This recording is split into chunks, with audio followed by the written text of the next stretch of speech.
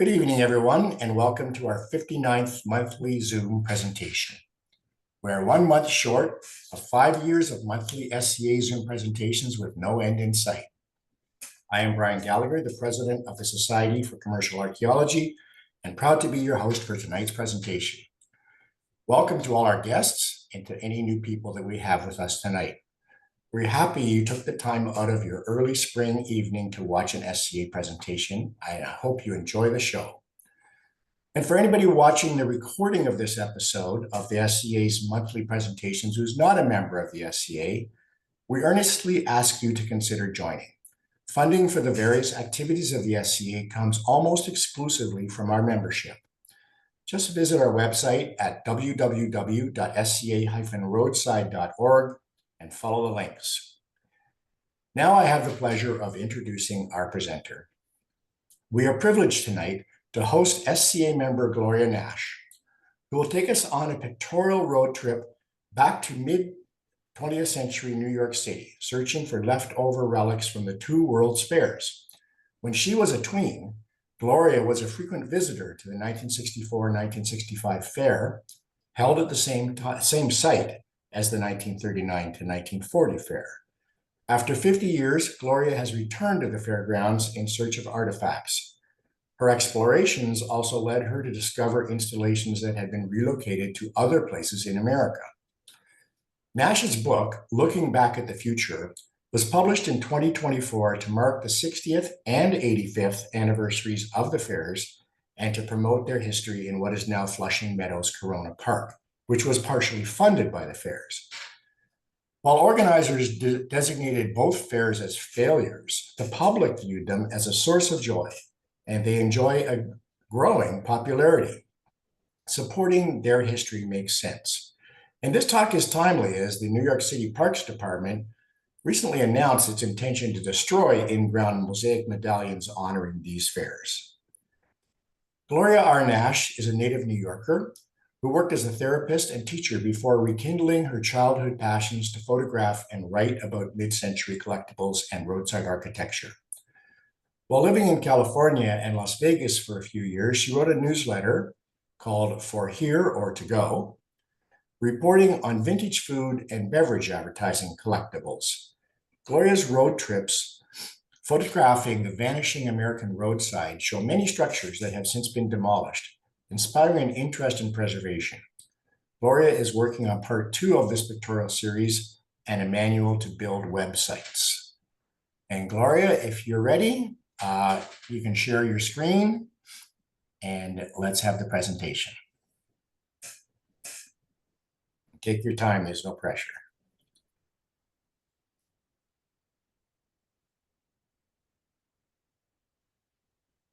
Okay, it's up now, and if you go to slideshow, at the top there, yeah.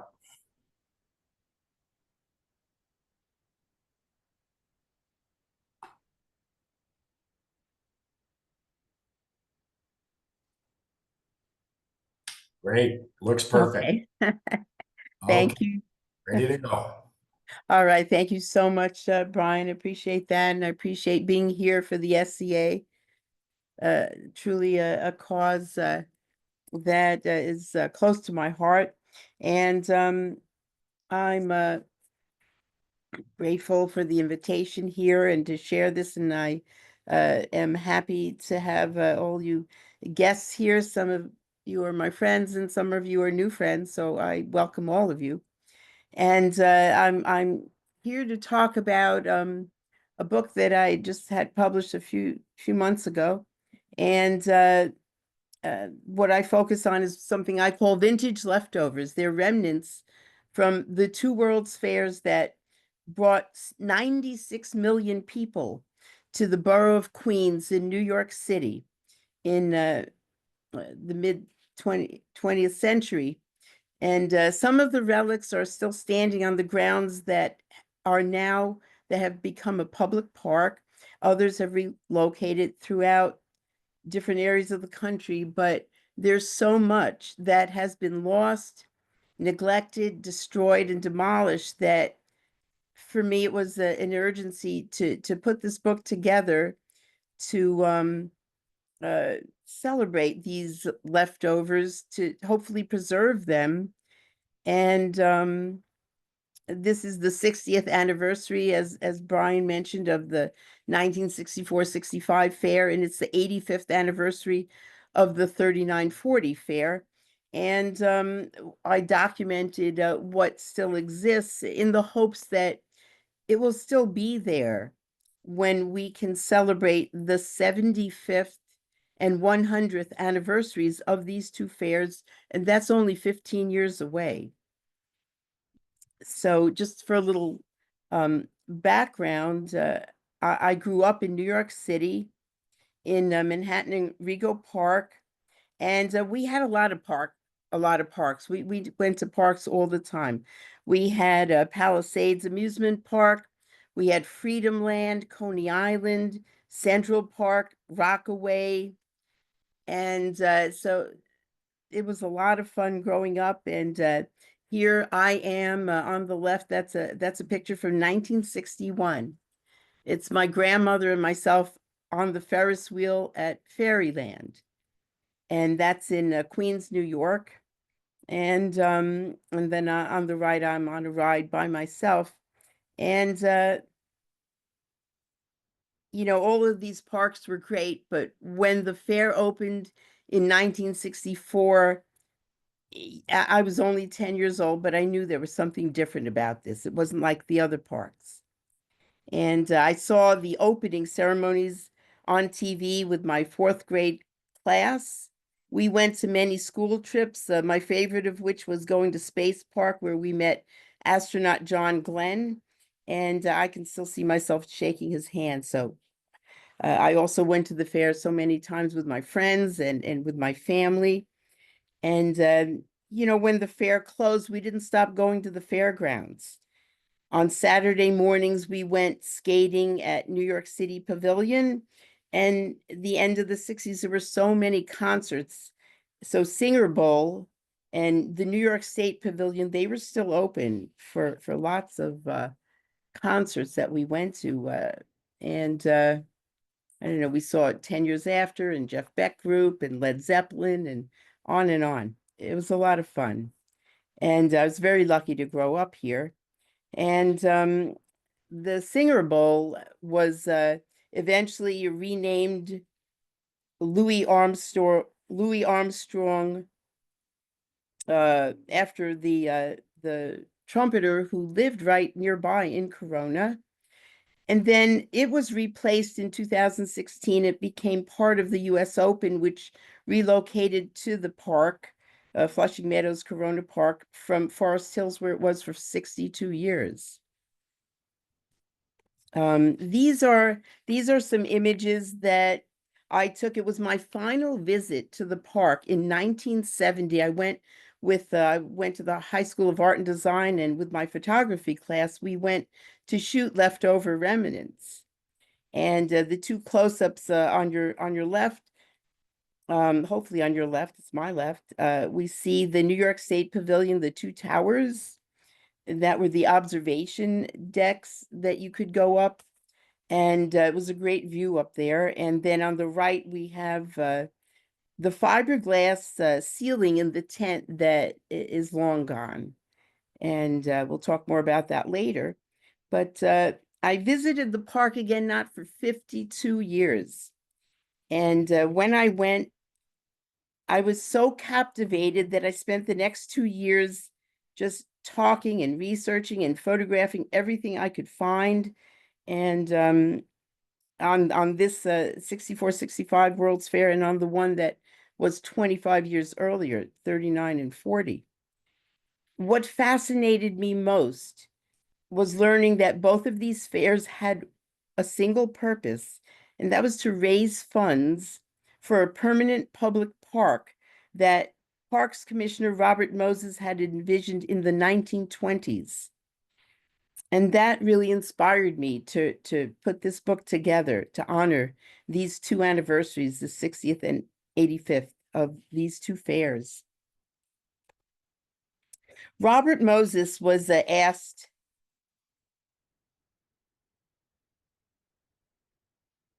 was asked by Mayor Fiorello LaGuardia and the 1939 fair president Grover Whalen to find a site in Queens where a World's Fair could be hosted.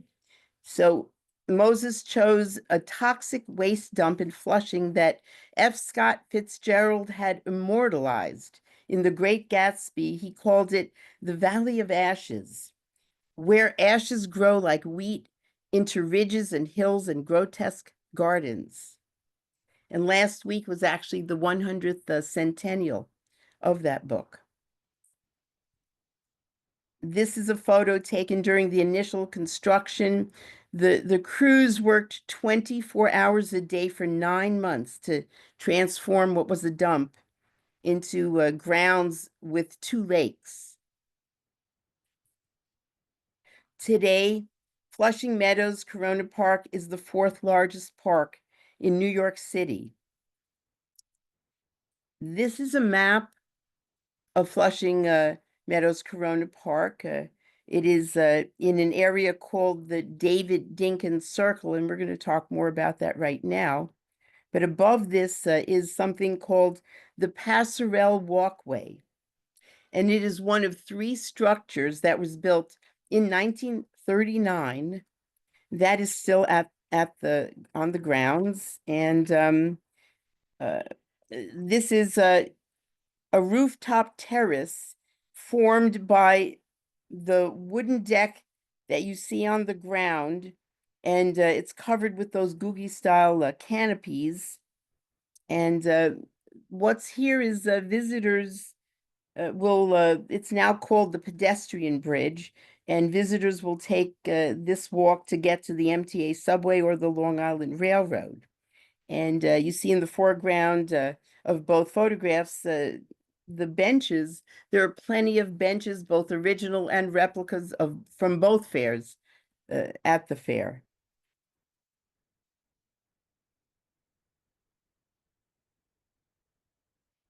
This is these photographs that I took at the base of this passerelle walkway. It once was the main entrance to both of the fairs. It has now been renamed David Dinkins Circle. David Dinkins was our mayor for a short time in New York City. And here is where a series of circular mosaics were installed in 1998 to pay tribute to both World's Fairs. This is page 2 and 3 of my book. And 4 weeks before I published the book, my longtime friend Michael Perlman, who was an author also of legendary locals of Forest Hills and Rego Park, he's a very, very active, seasoned preservationist. He learned that the Parks Department had an intention to remove these 5 mosaics that you see on page 3 here. And we were just shocked, in disbelief. I still can't believe it. And so Michael got in touch with a very brilliant, caring staff reporter at the New York Post, Catherine Donlevy, and Catherine definitely shared our outrage. She wrote a compelling article. She illustrated it with her colleague Gina Moore's photographs, and this was published last November 7th. And what that Post article did was it was very, very helpful to bring topics like the mosaics and the 2 fairs and preservation into the public awareness. So we were very grateful for that. People were talking about it. And these are 2 photographs. On the right side, that is a photograph taken in 2006. This is David Dinkins Circle. And if you look in towards the middle of the photograph, the 11 mosaics are there that were installed. Of course, you see in the foreground the Trilon and the Perisphere, that ode to the 3940 fair. And around the rim in the foreground of the photograph, you can see where the letters are for New York World's Fair, 6465. But if you look on the photograph in the top left, though that lettering no longer appears. So that was already removed by the Parks Department. I don't know when, have not found out when. And of the 11 mosaics, there are only 5 left. 6 are gone, 2 are covered up in cement, and the other 4, no idea where they went.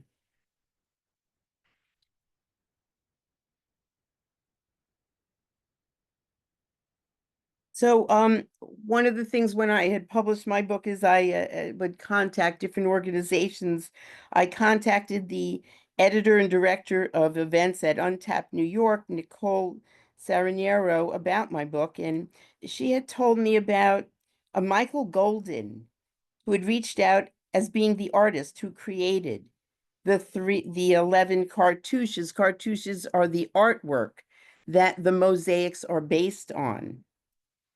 And so those cartouches eventually were sent to Italy, and that is where the completed mosaic product was made. I learned from Michael Golden that a landscape architecture company provided the 11 sketches, which he redesigned and repainted, sometimes with the help of a commercial artist. Michael Golden manually did all the lettering around the ring for the mosaics, and here in this photograph that you see. And I have to thank Michael, who so generously and graciously did give me permission to share 9 of these mosaics with everyone tonight. This is the plan that Michael Golden created, the 1998 Mosaics project. It shows all 11 mosaics and the ring text. I'm sorry it's not clearer or larger, but I'm grateful to have seen this. It was amazing to see this for the first time, which I did just a short time ago. The 11, and Michael had no insight into this, the 11 mosaics that were depicted to me have always been very interesting because over a third of them represent the most controversial events at both World's Fairs. And, you know, although there was a lot of controversy, there was a lot of peace also. So the selection is interesting. Here, we're looking at, on the left, one of the 5 mosaics that are on site at the park. It is titled Robert Moses by artist Andy Warhol. And you can see around the circumference of the mosaic these gray patches. And what the Parks Department does is pour cement over the tiles that have broken to repair them. And as I have photographed some of these mosaics over time, you see more and more gray patches. And these gray patches exist on all of the other 4 mosaics that we'll see. On the right is Michael Golden's cartouche of the Moses mosaic, and he's got that very evil smile. Warhol and Moses were not best friends.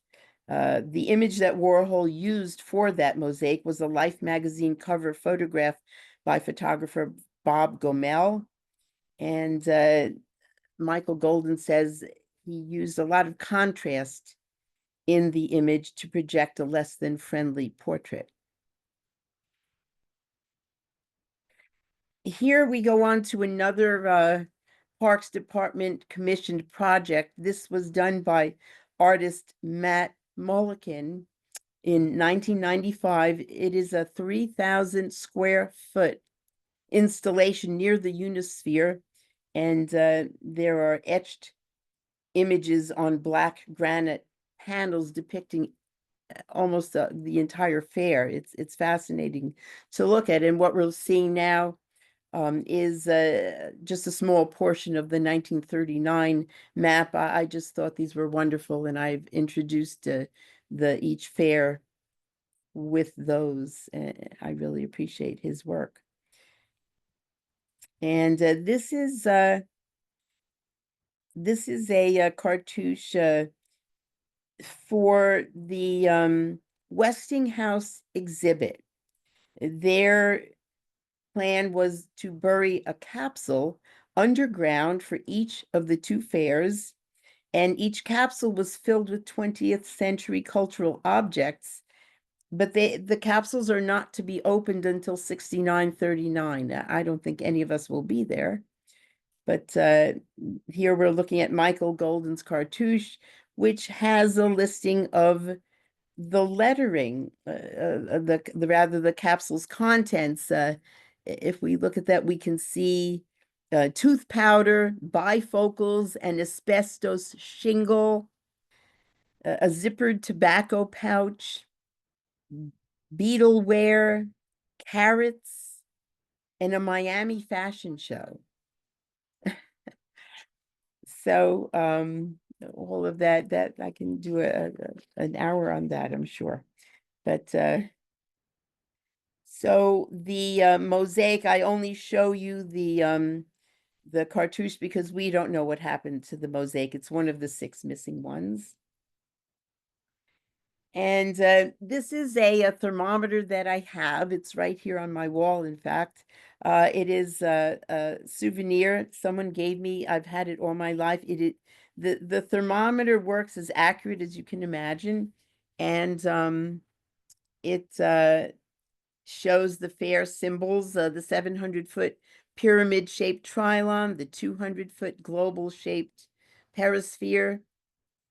And we can only show you pictures of the trilon and perisphere because historically the fair structures were all ephemeral. They were all made to be demolished for the most part. But their symbols were built to last. For example, Seattle's needle, and on the same spot as the perisphere 25 years in the future, the unisphere. But after the fair, the trilon and perisphere's 40 million tons of steel were melted to make bombs for World War II. And to see a little bit more of the trilon and perisphere, here are 2 photographs of homes in Corona. And they show the passion, that people had for these fairs. It's the passion that you and I, the audience, share. Unfortunately, both of these fairs were deemed unsuccessful by organizers, but we love them. We can't get enough. And it was very common to have replicas of the trilon and perisphere installed on the facade of your home. Homes also had windows with stained glass images of the trilon and perisphere, but I've not been able to locate any of those that exist to this day. And here is the New York City building, is what it was called for the 1939 fair. It took on the name Pavilion for the 64 fair. And it is one of the we don't know, again, it's one of the 6 mosaics unaccounted for. This happens to be Michael Golden's favorite mosaic.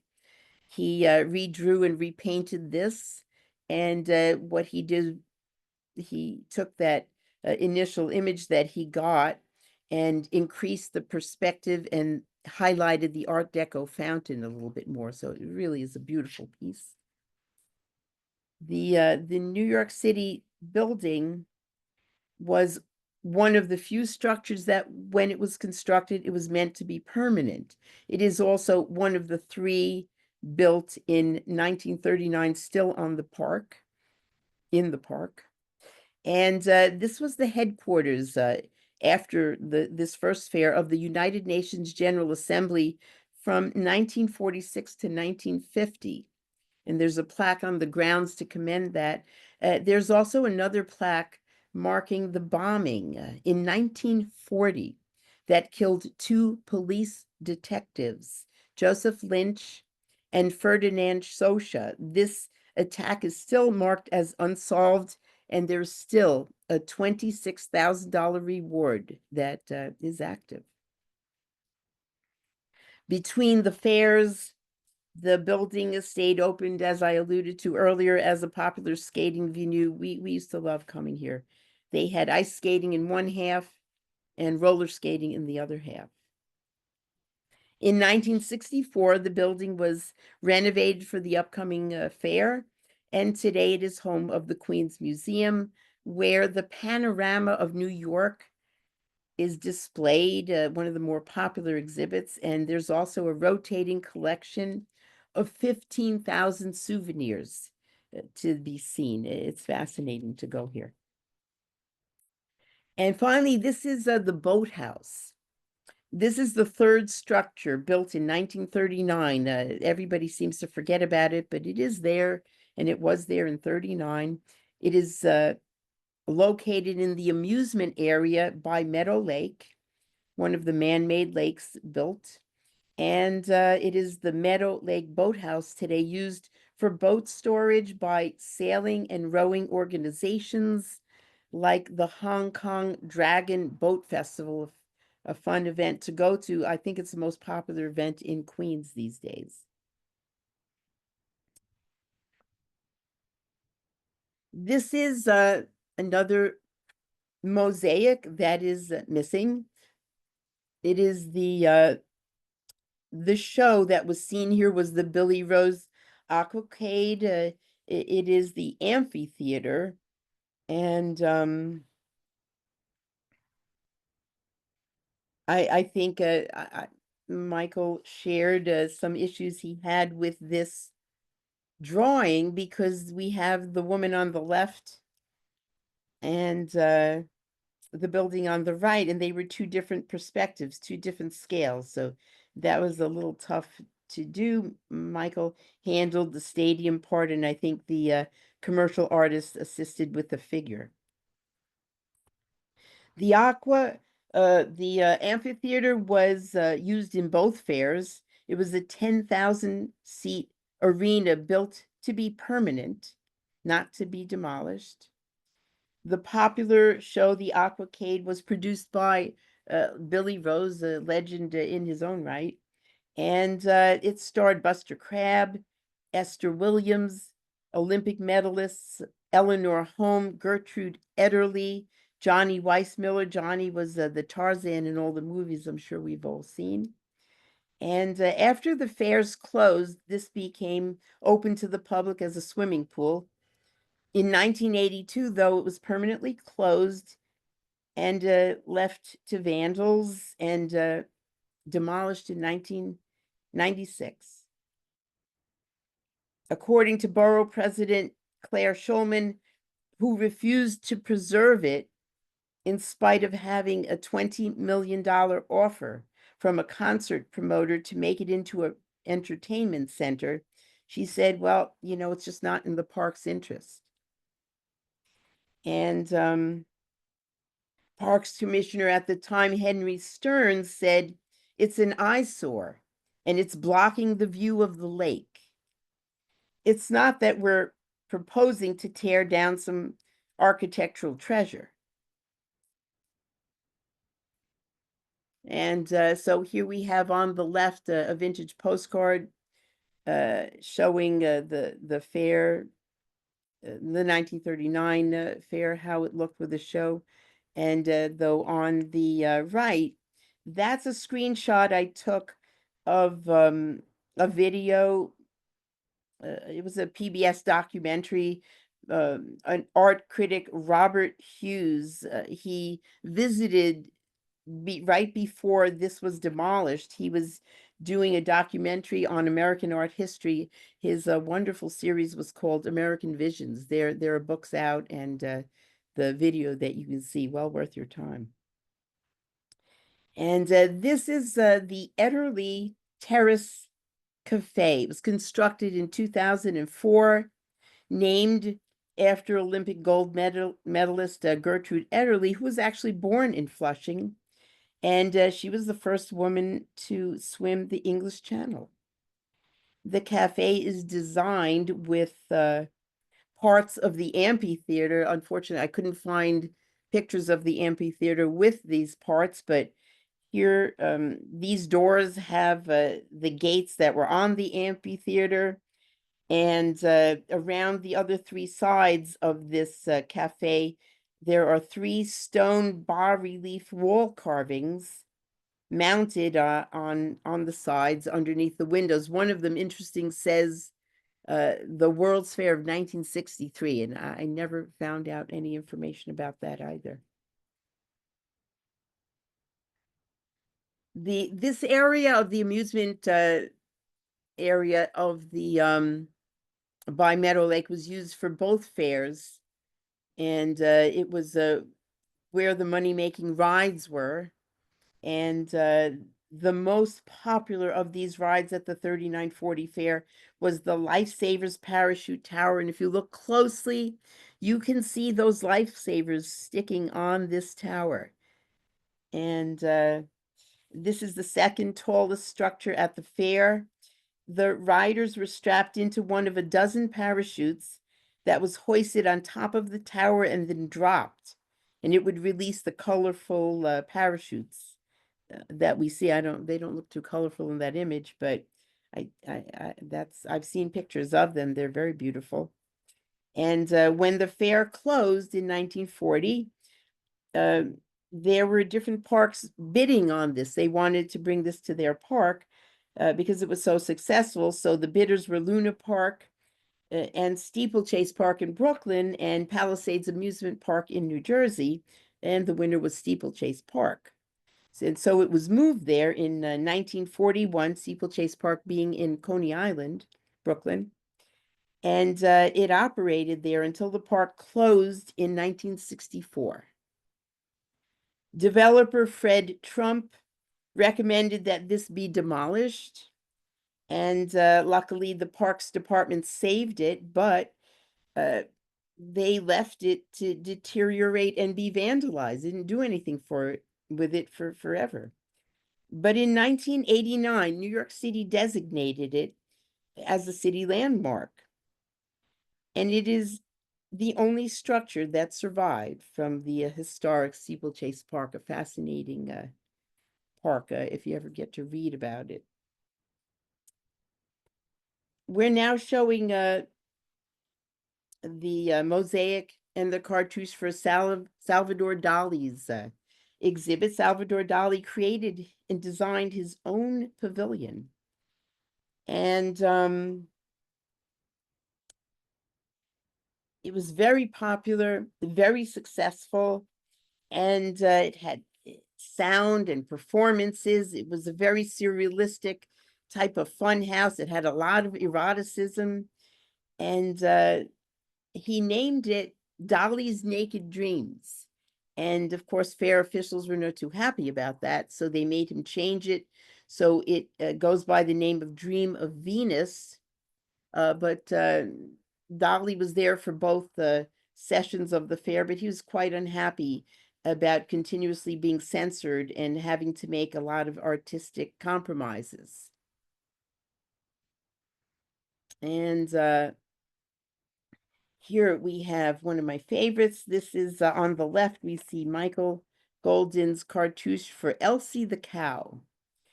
And in the center, we see the original painting he created. And at the right is my photograph of the mosaic that is still on site in the park. Borden's, a dairy company that has existed since 1857. And at the fair, visitors could view cows being milked twice a day. And then in 1940, Elsie was getting so popular that she ended up with her own exhibit. She married Elmer that year, Elmer of the glue fame. And she also was at the 64-65 fair.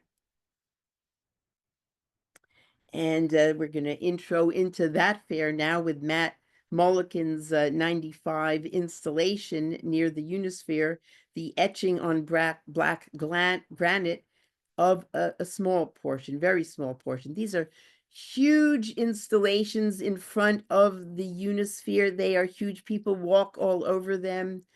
I don't know the amount of feet, but they're big. And they're fascinating. They contain all these images of everything at both fairs, and some fairs in the world, not necessarily the New York fairs. It's fascinating. And here we have the second Westinghouse time capsule cartouche that Michael Golden created, and a listing of all its contents. And again, that mosaic, I've never seen it. It is missing and unaccounted for. So here for the 64 fair, we have an American flag kit. We have a Beatles record. We have a Hard Day's Night. We have some birth control pills, some plastic wrap. We have some freeze-dried goods. If you remember, the guys went into space and they ate from all those freeze-dried pouches. And a lot of other fun things that I see here. So we have a bikini, of course. And so it's great to see that. And here is the cartouche for the New York State Pavilion. If you look, you see the two of the towers. The third one is hidden somewhere. And you see on the left a building we're going to talk about in a short time. And that is where artwork was displayed that architect Philip Johnson had commissioned. But it's interesting, that is again one of these controversial things that is on these mosaics. Here is the New York State Pavilion. It is the tallest and second most recognizable structure at the park. The Tent of Tomorrow had a mosaic floor designed to be a Texaco state roadmap. It had all the Texaco gas stations on it. The ceiling was made with orange and blue fiberglass panels, orange and blue being the color of New York. And the three tower observatories took people up to see the most spectacular views. It was great. And I know from what I've read, Robert Moses was adamant about saving these structures and having people go up and into these observatories. The fair, the pavilion rather, was used for ice skating and concerts when the fair ended. By 1976, though, the panels on the ceiling were deemed unstable, and they were all removed. So what happened? Well, what could happen? Exposure led to the terrazzo mosaic floors being deteriorated. And so the sad story of this pavilion is that it just sat there, no purpose, no reason for being, for decades. In 2008, the Queensborough president, Helen Marshall, recommended demolition, but thankfully in 2009, it was listed on the National Register of Historic Places, and the city has still not designated this as a landmark, because receiving a city designation is the ultimate protection. This has been partially restored. It was completed 2023 in June, and that was phase 1. Phase 2 is still being planned. Adjacent to the pavilion is Philip Johnson's Theaterama building. This was a circular building that, as I earlier mentioned, Johnson commissioned artists, local, pretty well-known artists, the best of our time in the 60s, to have their artwork displayed on it. And some of the artists, I can't name them all now, but Robert Rauschenberg, Roy Lichtenstein, to name a couple. And This was one of the big success stories after the fair ended. This became a theater, and the theater is still in use, and it's very, very popular venue. It has 3 auditoriums, and everyone goes there all the time. It's wonderful, but this, it clicked right away, and it was very successful. It is very successful. This is an image of that building. You see the towers in back of it. You see one of those beautiful luminaire lights in the foreground. And what we see on the facade is the only public mural that Andy Warhol ever created. It was named 13 Most Wanted Men, and it displayed 13 silkscreen portraits of men that Warhol found in a 1962 police department document. And Governor Nelson Rockefeller, who apparently was running that year, immediately denounced it as inappropriate and demanded that Warhol cover it up prior to opening day, which he did. And it's remained covered through the duration of the fair. No one ever got to see that display. Here we have in the background, this is how that theater looked initially when it was first built. And in the foreground, I had a little fun. I put another display on there. It's Robert Indiana's Eat display. And this display was lit up with hundreds and hundreds of blinking light bulbs, but they had to be turned off on opening day of the fair because everybody thought this was a restaurant. So they never turned it on again. And meanwhile, the artist had the sign hidden for 44 years. He didn't take it out. So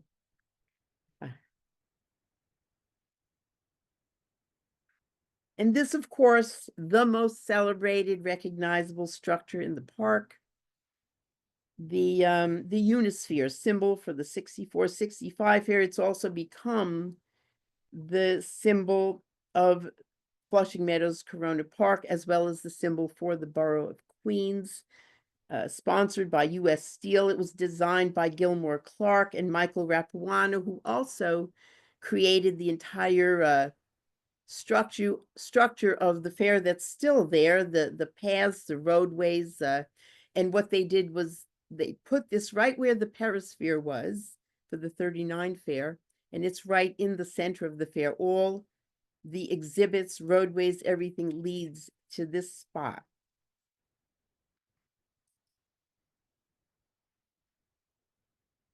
And you see a lot of mist there in front of it. Well, I'm going to explain that now.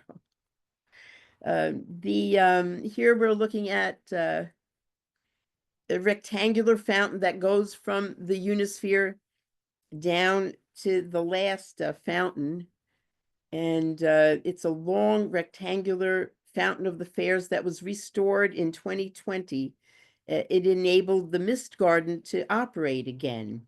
The mist garden has multiple jets that spray cooling water mists over this entire length of the fountain, and it cools down visitors. What they attempted to do here, all of the visitors kept wanting to go into the fountains by the Unisphere, and officials didn't want that, so they thought, let's build this, and hopefully they'll use this instead. Well, the next mosaic and cartouche we see is the planet of the fountain of the planets, and that is the name of one of the fountains. And I said that rectangular fountain of the fairs goes all the way down, and what it goes down to is this. This is the in the 1964 fair, it was renamed the Pool of Industry, because in the previous fair, it had been named the Lagoon of Nations. And but at both of these fairs, this was the centerpiece of the fair. I'm sure many people have heard about the fireworks that were here, the light shows. I used to be able to see it from my home in the sky, the lights blaring, flashing. It was a massive fountain. It was called the Fountain of the Planets. It's been decommissioned, of course, but the controllers, if you look to the left center of the photograph, those are the controllers. They are still there. Who knows if it's operable, but they do exist. And it was the largest fountain ever built in the world. And unfortunately, this fountain is just filled with garbage and ignored and neglected. And you know, there were many attempts made to have something else here, but nothing has worked. And hopefully someday it will Gloria, be. just before you carry on, we've got about 5 minutes left. So I'm That's wondering all if I we need. can. Oh, wonderful. Okay, great. Carry on. Okay, so here now we're looking at the final cartouche and the final mosaic. It is the Hall of Science. um, the Hall of Science, and the Space Park. If you look to the left of each image, you see the rockets, and that was known as Space Park during the fair. It's been renamed Rocket Park now. And that wavy building is the original building. Another second entrance has been added, but that wavy building is still there. This is the Hall of Science. And even when the fair closed, it stayed open and anybody could go in there. I think they catered mostly to students in the New York area, but it was unique for its time, a hands-on science and technology museum. Wonderful place. And the inside, well, it was gorgeous back in the day. Not so gorgeous now, but it's nice. Finally, we have uh, a rocket at Rocket Park. And as I began this presentation talking about when I shook hands with John Glenn, well, this is where I shook hands with him. During the fair, this area displayed rockets and other relics of NASA's original space program. This was the Atlas booster, and had a Friendship 7 Mercury capsule nearby. That was the one that John Glenn used to orbit the Earth for the first time. And like so much at the fairgrounds, the Rocket Park also decayed and deteriorated, 40 years worth of neglect. And it was restored, however, in 2004. And this is my final slide, because I can't do a slide about the 1964-65 World's Fair without showing you probably everybody's favorite thing. I wasn't a big foodie then as I am now, but I did go up to Syracuse and take this photograph last summer. Um, so Maurice and Rose Vermersch and their daughter Marie Paul, they were from Belgium, and they brought a popular street food of waffles to the Seattle Fair in 1962. And in 1964, they set up their stand in New York, and with a price of 99 cents, visitors were still not buying. They renamed the waffles the Belgium waffles, and I don't think they've written that here anywhere, no. And well, the rest is history. We all know about those waffles, everybody's favorite. And the family, when the fair wasn't around, because they were only around for 2 years, for 6 months, they had a booth over in the New York State Fair in Syracuse.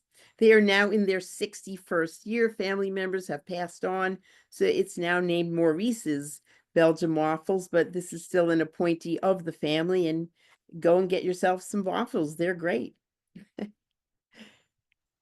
Okay. And thank you. Thank you so much, Gloria. that was amazing. Thank So you. I'm going to stop the screen sharing now so we can all see you. And what a wonderful presentation. It's so interesting. Thank And you. you may know, I think I might have told you a little bit about that I did one of these Zoom presentations on what I called, or what we call apron art, which is mosaics that are in front of stores, in the entranceway to stores.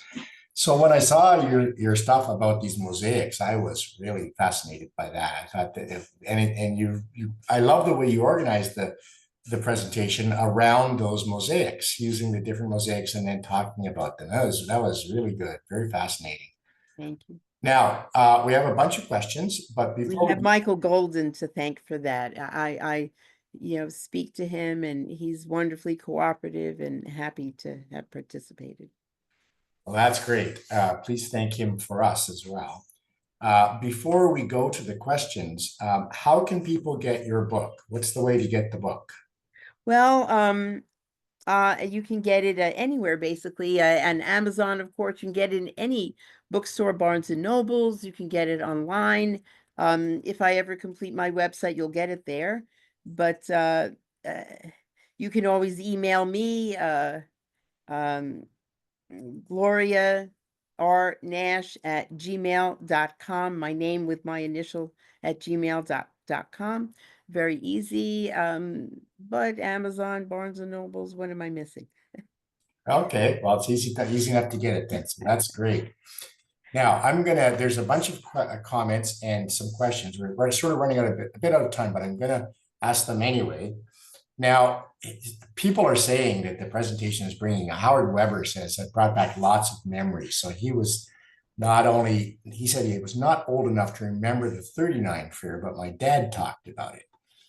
So, but Michael Paisno asked the question, are the locations of the time capsules known? And are the mosaics still in place? And therefore the capsules are beneath them? Or why did they pick 5,000 years? Yeah, I don't know why they picked those odd years, and it is like a long way off. If they had picked a closer time frame, I'm sure still none of us would be here, but I don't know the thinking behind that. I never found out.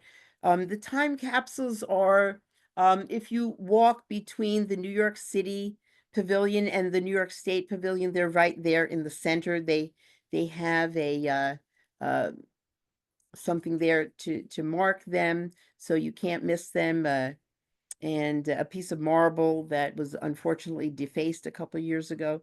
But it is all there. They are buried quite far beneath, and they're far away from the mosaics. The mosaics are all the way across the park on the other end. And the mosaics are still there. We don't know. There have been many offers of what to do with them. That's a whole nother presentation. I didn't want to get into that because it can be kind of lengthy. But nobody has said anything since November, and we just wait now.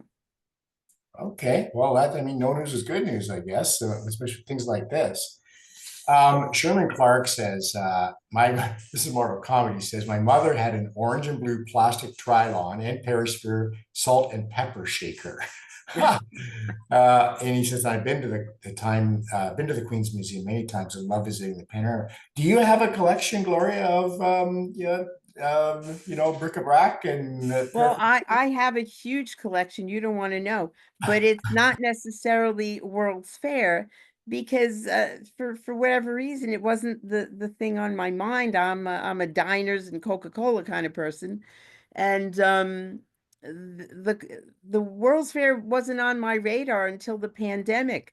When the pandemic happened, I couldn't do any more road trips, and so I had to do local things. And I used to not want to photograph things locally because I figured everything's going to be there. Let me go see something new. But it forced me into the park. That's how I got in there, and the rest, I guess, is history. But I'm just starting to collect some World's Fair memorabilia, but just beginning. Not much of that. actually, Howard Weber asks, does anybody have the plastic dinosaur from the St. Clair Pavilion in 1964? Do you have one of those, Gloria? No, but I'm looking for one of those hats, those kind of bucket hats in green, in pristine condition, if anybody knows. Oh, okay, maybe somebody will have one. Cynthia Barris says the contents of the time capsules are very interesting. You love that the 1964 one held desalinated Pacific Ocean water. Forgive me if I missed this, but have any of the capsules been exhumed? Well, I think we know the answer to that, but Oh, no. no. No, they are safely underground. I forget how many the feet, but they're down there. No one's getting to them. Yeah, that's good. Certainly not us. I mean, it won't be us, and I question whether there'll be even our descendants around in 5,000 years from now. But we can always hope, and I'm sure they'll find it very strange. Yeah, they're like, what is this? What is this stuff, What are right? they thinking? Jeff Ebersol makes an interesting comment. He says, I remember seeing push button phones for the first time at the fair. I'm assuming he's thinking of 64. Yeah. They timed you as you dialed and you punched your home phone number. And that was to prove that the buttons were faster. And so he was 8 years old and it was faster than the rotary dial phone that he had. Let me see what else we have. Now, Jen Sullivan says, in a couple of weeks, I'm going to the Queen's Museum exhibit in the park to see what's left. Any tips for the visitor? So is there anything special she should look at there? Well, definitely go to the panorama of New York City. It's amazing. This is an exhibit of every single building, structure, bridge, you name it, in the 5 boroughs that make up New York City is depicted there. There is a model for it. Everything. I've seen the apartments that I've lived in. It's all there. It's been updated once in a while, not recently, but once in a while they update it. But there's a lot of things there to look at. And they do it so that you have a day turning into night, turning into day, turning into night. Back in the day of the fair, they had helicopters that you could go into and they would ride close by. And so you could get a really close look. Here you can't get a close look, but you're walking on this glass floor, which I'm not too thrilled about it. So if you don't mind walking on glass and thinking you're going to fall every minute, then you're fine. Yeah, that's funny you should say that. And the souvenirs, you have to check out the room with the videos and all of those souvenirs. They change the souvenirs, I don't know, every month or two. It's just fascinating. Oh, that's great. Actually, right after you started that answer, Howard Weber says, look at the panorama. It says, pretty sure it's still there. Well, obviously it is. Steve Goodman says, I was so hopeful there'd be another fair in 1989. I guess that didn't happen. No, actually, the World's Fair opened on Monday in Osaka, Japan. So people think there are no more World's Fair. Well, there are none in America, but there are plenty out there in the world. And as I said, one just opened in Osaka.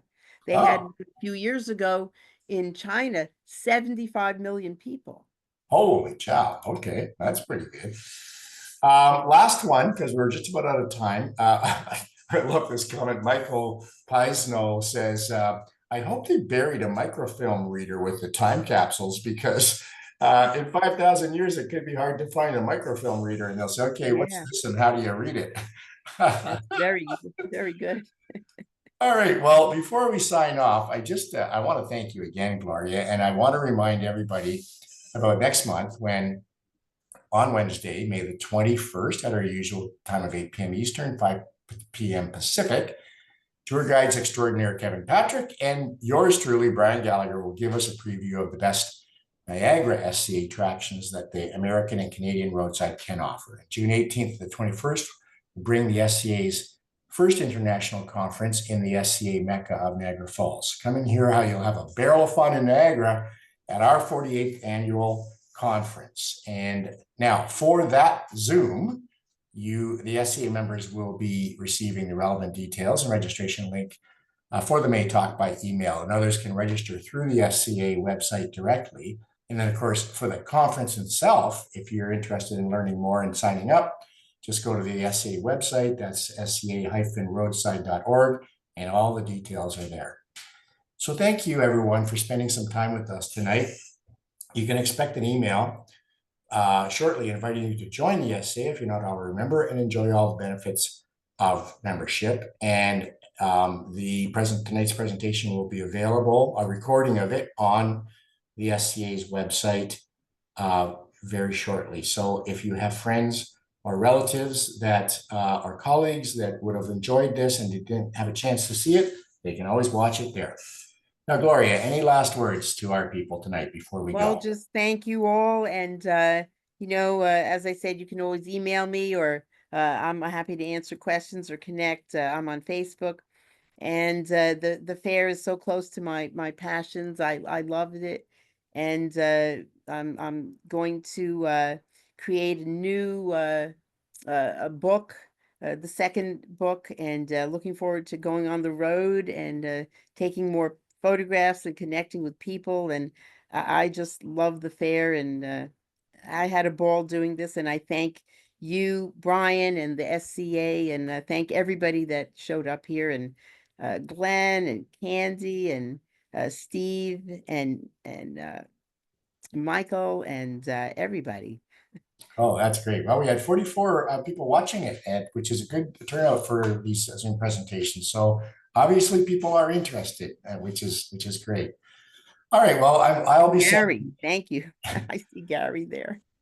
I'll be sending you the chat, and there's lots of nice comments in the chat for you about That's, how much people enjoyed your that's a presentation. pleasure. And I will send you the recording as well. So thank you again, And Denny, I Victoria. see you there, Denny. Thank you. And I'll say good night to everyone, and we hope to see you on the 24th. So good night. All right. Good night, everybody. Take care. Be well.